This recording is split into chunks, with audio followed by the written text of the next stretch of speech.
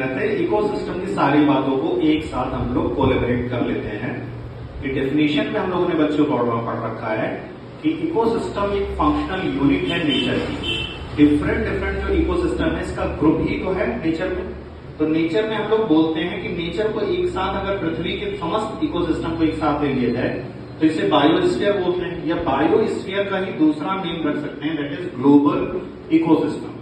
तो हमारी धरती यानी हमारी अर्थ और कुछ नहीं है, it is a group of all ecosystem present on earth, ऐसा हम लोग मानते हैं। तो यहाँ इकोसिस्टम की डेफिनेशन हुई, it is a functional unit of nature. Ecosystem क्या है? Functional unit of nature, NCERT कहती है।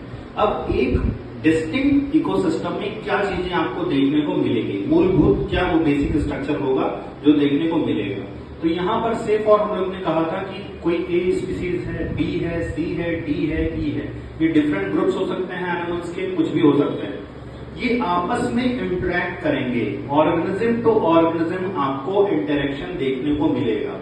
साथ ही साथ यहाँ पर ऑर्गेनिज्म का आपस में तो इंटरेक्शन हो ही रहा है, लेकिन सनलाइट है, एयर है, वाटर है, सॉइल है, टेम्परेचर है, इनके साथ भी इंटरेक्शन हो रहा है। तो that is biotic as well as abiotic component के बीच जो इंटरेक्शन है दैट कंप्राइज करता है इकोसिस्टम। तो ये इकोसिस्टम में आपको जानकारी दी।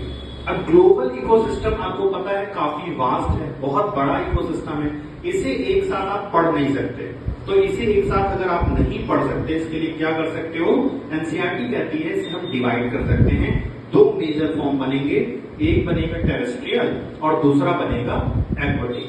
फिर नेक्स्ट पॉइंट आता था कि अगर हम लोग इसके एग्जाम्पल देखने लगे तो फॉरेस्ट देखते हैं, अन्य डिजर्ट वगैरह देखते हैं, ट्रॉपिकल रेन फॉरेस्ट देखते हैं, तो ये सब हमारे नेचुरल इकोसिस्टम है जो कि लैंड इकोसिस्टम है। टेरेस्ट्रियल में आते हैं, एक्वाटिक में आप देखोगे तो यूशरीज हो गई, ओशियंस हो गए, सी हो गई, नदियां हो गई, झील, तालाब, ये सब कुछ आपके एक्वाटिक में आ गए। लेकिन अगर पूछे क्रॉप फील्ड और पूछे आपसे एक्वेरियम, तो ये एंथ्रोपोजेनिक इकोसिस्टम है।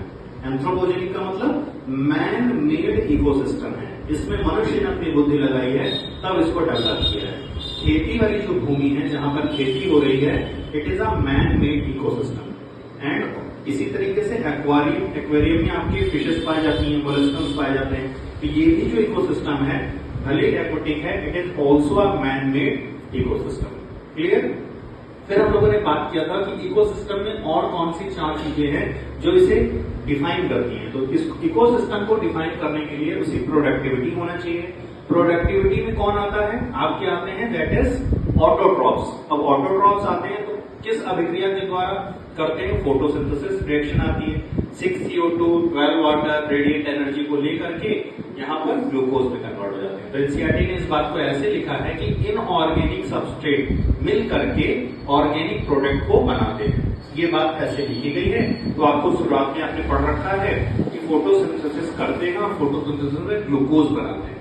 अब ग्लूकोज को बनाने के बाद आगे की फिर क्या बात होती है?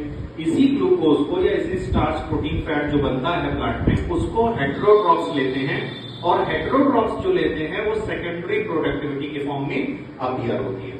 तो प्लांट के फॉर्म में जो अपीयर हुई है प्रोडक्टिविटी, वो प्राइमरी प्रोडक्टिविटी है, और जो हेटेरोट्रॉप्स अपने पास ले रहे हैं वो सेकेंडरी प्रोडक्टिविटी है।